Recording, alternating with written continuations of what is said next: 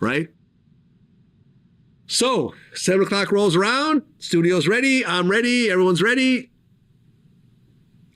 Where's JR? So Mafi hits me, is like, we get to about 8 o'clock, and I usually have like a 1 hour, grace period with people. Like if you don't show up after an hour and you're not communicating as to what's happening, then we just pack it up and we take our L. So, we get to 8 o'clock, tell the studio, hey, listen, he's not going to show up. We're still going to pay you. And that's that. Maybe about an hour after that, I get a text from Mafi. Because here's the thing, I never talked to him directly. I was talking to him through someone else. So Mafi hits me and he was like, yo, he just texted me this, and I got picked up by the feds. And that's the whole story. Wow. Was I working with the feds? No, I was trying to do an interview. Yeah, no, that would be ludicrous. And what I said was, they're like, oh, well, how would they have known where the studio is? You tipped off the feds. He wasn't picked up at the studio. Yeah. He was picked up somewhere else. I don't know where he got picked up. He never made it to the studio. And I said, well, you set him up. I'm like, well, I mean, if you really think about it, if the feds wanted more information, they would have let the interview happen. Yeah. They would have did a no jumper style information, Yeah. That's what they do in no jumper. They let them do the interview, a couple of them, and they'd be like, all right, now we'll use a podcast. Okay. The interview never happened. Yeah. So nothing ever got put on tape or whatever else. And listen, he seemed like a cool ass guy. I was really looking forward to doing it. And to me, it seems like it's self-defense. Mm-hmm. And from what I understand, the only thing they really are charging him with is a felon in possession of a gun. And from what I understand, because me and 1090 Jake had a long conversation about this, from what the paperwork says, according to Jake, was that, he shot all those dudes in self-defense. And then he went to like a serving counter and he left the gun there. He didn't take the gun with him. Yeah. But from my point of view, listen, you're still in danger. You're still in the location where this mob of guys are attacking you, trying to rob you.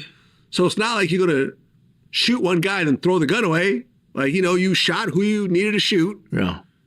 Made sure you're okay. And then you put the gun down and then you took off. You didn't take it with you. So I'm not quite sure what the charge is unless there's something else that's like superseding that we don't know about. Yeah. So I think I might be the only person who have spoken to both people involved in the situation. Well, who's the other person? Ben 10. Oh, yeah. So, By the way, before you go on, me and Ben 10 talked about doing an interview. Oh, did you? Yeah. Okay. I was going to pitch it to you, but I was just like, I'm going to be honest with you. I hate to be people's legal advisor, but I don't want to be the alley-oop to get you locked up. Yeah. He was just like, yo, when I talked to Ben 10, he's like, yo, he's like, because he was at the Youngboy tour. I saw these guys every night. Like, guy's cool as fuck, man. We was just joking on each other. He's a very funny guy. And they called me after All-Star JR and, like, kind of started saying aside online. They're like, this guy's lying, right? And he's showing me all, like, he's like, look, there's no bullet wounds on my chest or nothing. How did I get shot 5 times? And he's like, listen. But he's in the hospital for like 2 weeks. Okay. Well, so that's where it gets interesting. He said, I was grazed. Really? In the hospital for 2 weeks after you were grazed? So he says to me, listen, this guy's making money off of this shit. So I want to make money. He's like, yo, rock with you. So I'll do something with you for free, but I want to do a paid interview. Yeah. And he's like, yo, I really don't give a fuck. I'll even interview with him. I'm like, what do you mean with him? He's like, I'll do the interview and me and this guy could be on there. And now I'm like, the whole time I'm like, now I'd heard rumors he was handcuffed. He's not handcuffed. I'm like, so I told him I would help them to get an interview, but I'm like, I don't know if I'm going to try my hardest to get this interview because it feels like this might be a interrogation interview. You know what I mean? This is a little bit different. Yeah. But anyway, I spoke to both guys and it was just interesting watching how a real situation that happened, the internet spin really mattered, right? Obviously, All-Star JR comes out, which I didn't know too much about him. I don't know if you knew about him before. No, not at all. Apparently, a lot of people know about him in Detroit. Yeah. He's someone who survived getting shot in the face. Oh, I didn't know that. He got shot in the face and the neck. Damn. And there's old videos of his head is like super swole up. And, he was on camera. He was like, yo, I'm not going to be ashamed of this or whatever. And, of course, the swelling goes down and he actually recovers. But this is a guy who he's been through some wars.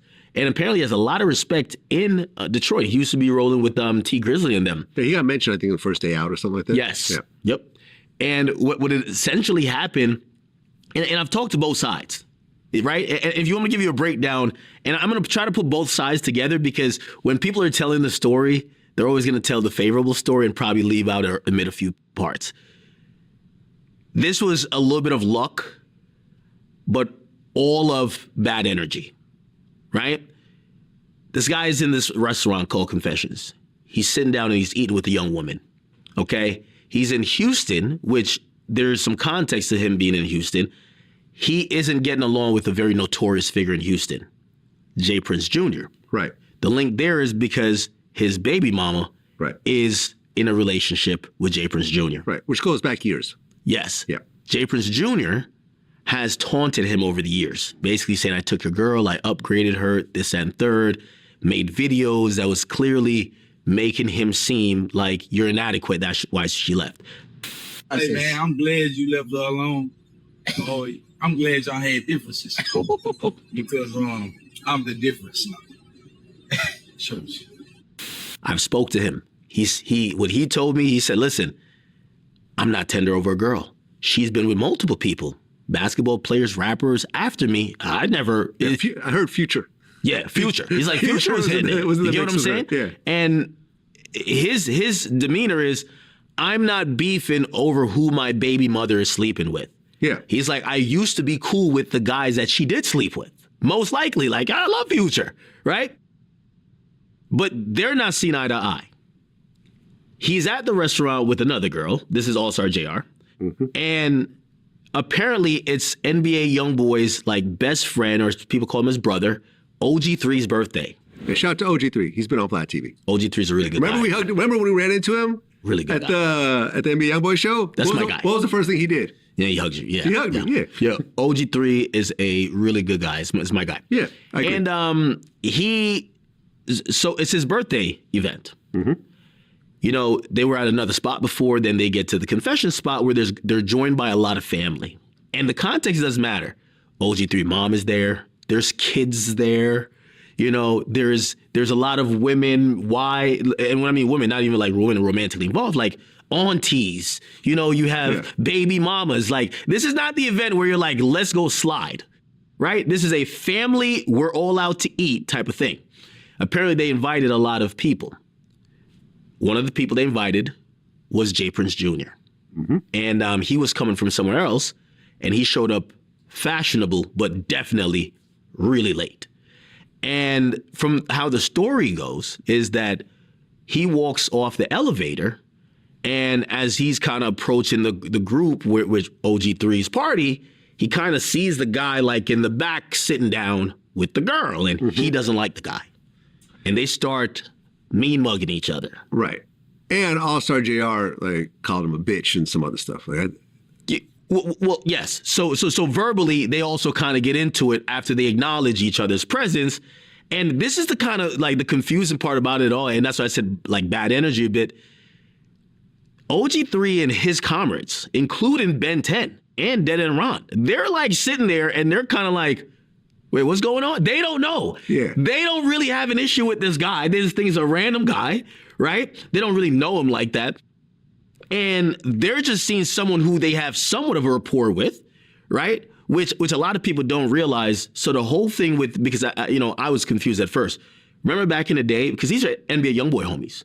Back in the day, NBA Youngboy's vehicle was like robbed by some assailants, let's just call it that. And Jay Prince showed up with the keys and the umbrella saying, hey, come get your keys and umbrella. I got it. And that was super spooky. People are like, imagine my house getting robbed and you go up online saying, hey, Ack, remember the stuff they took from your house? I got it here. I'd probably look at you like, did you send them? Damn, I didn't know about that. So why are they even friends? Okay. Youngboy kind of disses the father in a song, but eventually they kind of pieced it up, I think. Oh, yeah, with Birdman. With Birdman. Yeah, right. And they kind of get to a place. Here's the thing. It was, they both camps move and operate in Houston. And cooler heads would have had to have prevailed, even though in the immediate aftermath of that, Youngboy and his team was super upset and, was kind of combative. They had to at least get to a place of understanding because 3 moves around Houston like a lot, right? So that's how they have pieced that up, right? And they've pieced it up where, clearly you could invite him to a birthday event, right? So they're having these words, and apparently the NBA YoungBoy, the 4K Trey guys, they're like, and this is how they described it to me, right? And I honestly believe this from the depths of my soul. Because Ben 10 told me this. Ben 10 said, listen, no one could ever send me to do anything. He said, Ak, we were with you pretty much every night at the YoungBoy tour, right? He says, you're one of YoungBoy's closest friends. He said, if we were ever backstage and we saw you having a argument with someone, you wouldn't even have to look at us twice. So, like Jim Jones. Yes, exactly. If they had seen that, of course, they would have approached Jim Jones. Of course. Okay. So it's one of those situations like, and I understand that because that's kind of like the level of like loyalty I do know that YoungBoy surrounds himself with, where once they're rocking with you, it's like, and also they're firecrackers. Like, trust me, like they're not the guys who are going to be like doing too much lip service.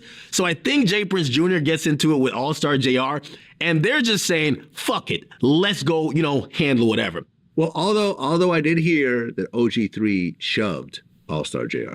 Oh, okay. I didn't hear that. I heard that. I didn't hear that. Okay. I heard that. So and that was kind of the whole thing of like, and shout out to OG3, man. I'm not, me and you were cool, but I guess he posted, yo, man, we weren't on that. I was trying to de-escalate the situation, but from what I heard, he actually set it off by shoving the dude first. Okay, see? And with him probably being the big dog in that circle, probably, second down from NBA YoungBoy, I think they all looked at him and said, oh, well, if he's on go, then we're on go. And this is where, there's a little bit of a telephone. I said, I've spoken to both.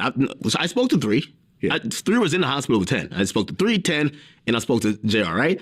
3 told me, listen, when it gets to a certain point, I can't stop the dogs. And I understand that, whereas like when you're with certain type of like really rowdy type of guys, if it gets to a certain point, they're not looking at you like press the button. They're just jumping off the ledge. And, so you've heard a little bit different. Yeah. You've heard a little bit different. I disagree with narratives like that. I feel like if you have people with you that you can't have any sort of control over, then you shouldn't be with those people, man. Oh, no, I understand that type of thing. You wouldn't see none of my people rush someone and I can't just do anything about it. Like, yo, did you go to the NBA? Well, you went to the NBA YoungBoy tour. Yeah, I was there. Man, some of them niggas back there, like you could tell. If shit started, I got you. I feel you. Those are the guys you got to keep at arm's distance, right, when you need to have that type of discernment, right? The discernment where like you could control the dogs, you don't bring them. Anyway, so so all that starts, right? And they start giving this guy a beating while it's being like damn near supervised by Jay Prince Jr. And there's actually a funny moment on the video where 3 is seemingly about to jump in on the fan recorded video. And someone pulls him, and he told me, he said, that's my mom. Said that my mom pulled me, like, and I know he addressed with me, he was like, yo, he wanted people to know, he's like, I would never run on anyone because that's what All-Star JR said. He said, listen, when the first type of thing happened, I started getting the females out of there. I started getting Ben 10's daughter out of there. I got my mother out of there. Listen, we got a lot of dudes up in there. Let me get the females. If this is about to go left, let me get the people who we care about. And again, I know you hear that he pushed someone. He doubled down to me saying that was not what they were trying to do. But whatever. So that happens. They start beating the guy up, and they're like taking his chain, or they're trying to take his jewelry. So they're trying to beat him up and rob him at the same time. Which this is the bizarre part about it. So from what I hear, by the time the gun is on the ground and then seen by All-Star JR that he picks up to start shooting, he doesn't have chains on. They already took his chain and his watch. Mm-hmm. At this point, they're just giving him an ass whipping, which is interesting because he doesn't even have any scars, but still, they're already stole or robbed him for whatever he had, and they kept going. And some way, by the grace of God, I guess for him, he sees that there's a gun dropped in. I think if you actually hear the video, you could hear somebody mention that there was a gun that fell. And he picked up the gun and he instantly just started firing. Instantly. As he should. I mean, this is going to sound crazy. You know, and I hope he doesn't get mad at me for admitting this. Talking to Three said, that nigga ain't do nothing he ain't supposed to do. Mm. He looked at it and he could, being in that situation, he wasn't like, nah, why did he do it? No, he kept it. He said, listen, we can't say he did no wrong. Right. Mm-hmm. And I hope, you know, if that's still his mentality, that this doesn't turn into other things. Because, you know, after you realize that was a really fucked up bad situation, you know, sometimes these things could start eventual degenerating wars and where people get hurt later on and it's revenge and revenge. Or you could be like, you know what? This shit should have never happened. And for whatever happened, we got to leave it there. Right. That's why I'm hoping that's. Hopefully, because if Ben 10 spin, then gonna be another Rico again. Statement meant for me. Mm-hmm. You get what I'm saying? But yeah, 100%. So the guy shoots, which this is what was not told to me. So the guy shoots Ben 10 immediately. When he grabs the gun and he starts shooting, they turn their back. He shoots Ben 10 supposedly like in the neck spinal area. Then he is Ben 10 the one that's paralyzed, like his legs? Supposedly. Yeah. Now, I spoke to him. He never confirmed any of that. But in the police report, they say that one of the victims can't feel his legs. They said as of April, I believe 13th. It's been 2 weeks since they last checked. I don't know if maybe the feelings come back. Ben 10 did tell me. He said, when I got to the hospital, because I said, where did all these rumors come that you're on life support or this or blood transfusions or whatever? And he said, the only thing that happened, and by the way, his nurse was in the room and he gave permission to his nurse to either confirm or deny whatever we were talking about. And it says he did go into shock when he got brought to the hospital. So he went into shock, but he was never on life support. And you know, I do see people, because I did kind of give a little bit of his side to the public. People are like, well, he lied to you. Well, we never actually directly addressed the issue of can you walk? And I would imagine that right now, he probably isn't in the mindset that he's paralyzed. He's probably in the mindset that he's going to go through physical therapy and be able to walk again. So, you know, that's kind of where that's at. But, you know, I think it's by the grace of God that he didn't die. Oh, yeah. But he might end up in a wheelchair. Deadhead Ron got his finger blown off. Yeah. And from what I understand, there was like 6 people shot. Yeah, there's some other people that got shot as well. Yeah. There were 10 bullets in the gun, Glock 43X, and all 10 bullets went out. And this is what I was trying to say is by the grace of God. I know, you know, even if he can't walk at this moment, he's in the hospital, he's still alive. I talked to him, he's jovial, you know, as much as you could be. He did confirm, and I mean, the photos confirm now. All-Star JR stood over him, pointed the gun directly at his face, trying to end him. And it was out of bullets. That's God. Didn't he say, though, that JR never stood over him? And then the picture came out of JR standing over him? I don't know if he said, he admitted to me. He's like, no, he did stand over me, but yeah, he ran out of bullets. Yeah, listen, it's a fucked up situation. That's what happened with Lil Tim, by the way. Lil Tim? When Lil Tim shot Vaughn, one of Vaughn guys, after they shot Tim and Tim fell, he stood over Tim trying to execute Tim, and the gun jammed. Was that O Block Louie? Yeah, I think so. Yeah, who's passed away at this point. Yeah, but he didn't admit to it. When you think about those scenarios, I hate to have to just say like it's God, because these are such violent situations. But what else could explain that? Being out of bullets. Yeah, but being out of bullets at the point where he needs one more to execute you. He's already shot up like you've the already whole shot spot. 10. That's what happens. I mean, listen, me and you could differ about God and all that. You know, I've had conversations with this, but you know, listen, it's a messed up situation, and Yeah, it is fucked up. Vlad, I don't know, man. We might worship somebody we don't, but yeah, I ain't like that little comment at the end. But each his own. Y'all know it's your boy Glizzythegremlin. Like, comment, subscribe, hit that notification bell. She getting better and better, as you can tell. I know it's something.